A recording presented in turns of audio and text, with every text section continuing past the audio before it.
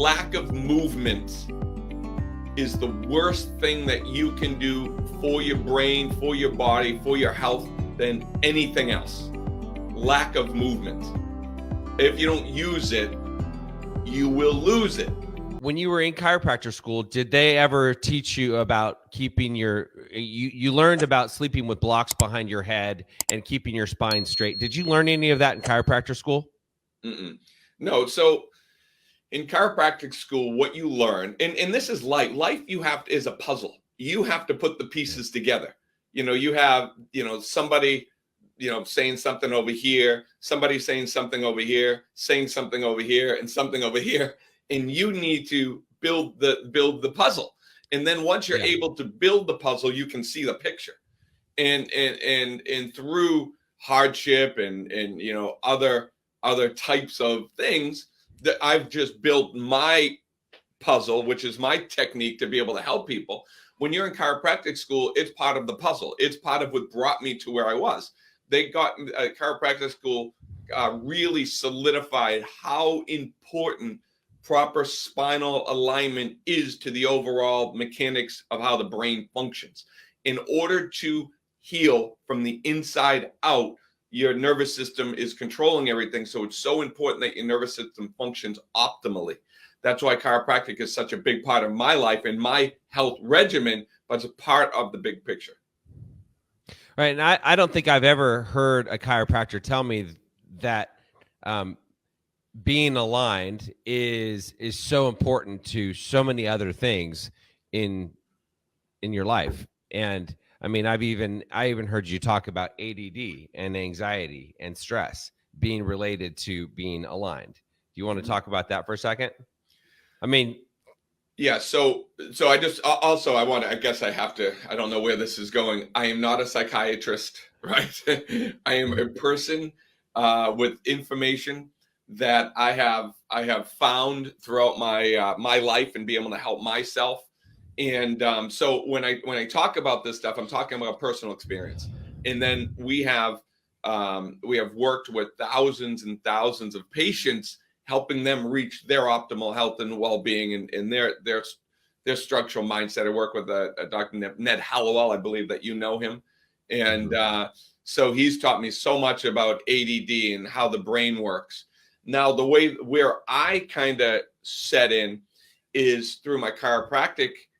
Really, the missing key for me is through my chiropractic knowledge, understanding how body mechanics and function and spinal alignment affects brain development. And that's the missing link to me, because again, building the puzzle, I'm looking down, I'm saying, oh, I can't, when I teach you the simplicity of how this actually functions and works, you're going to say that like me, there's no way it's this simple.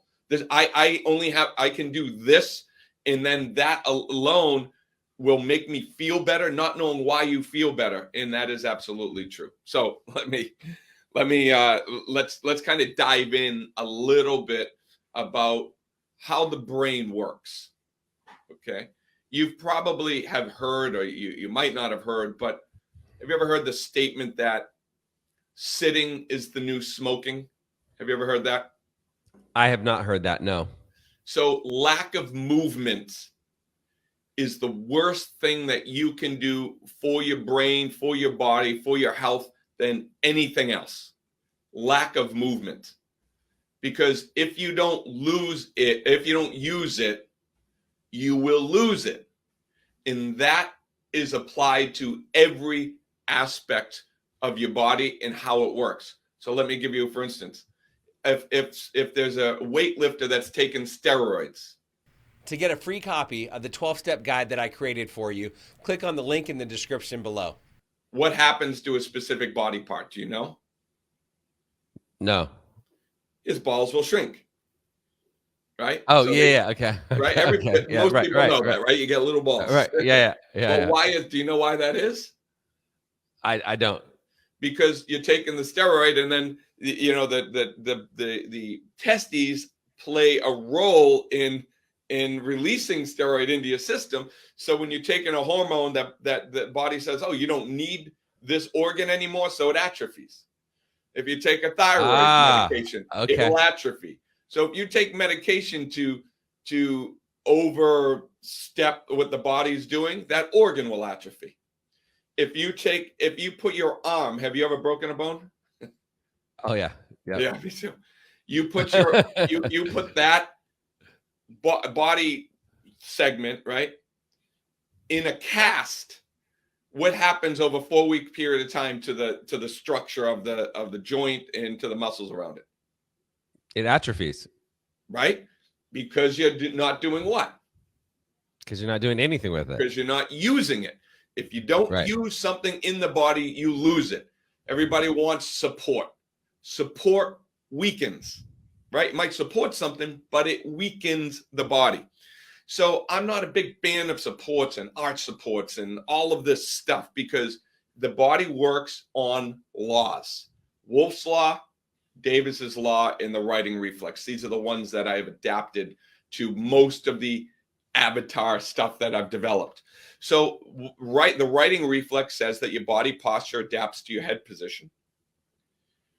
Wolff's Law says if you don't use the bone, it will atrophy.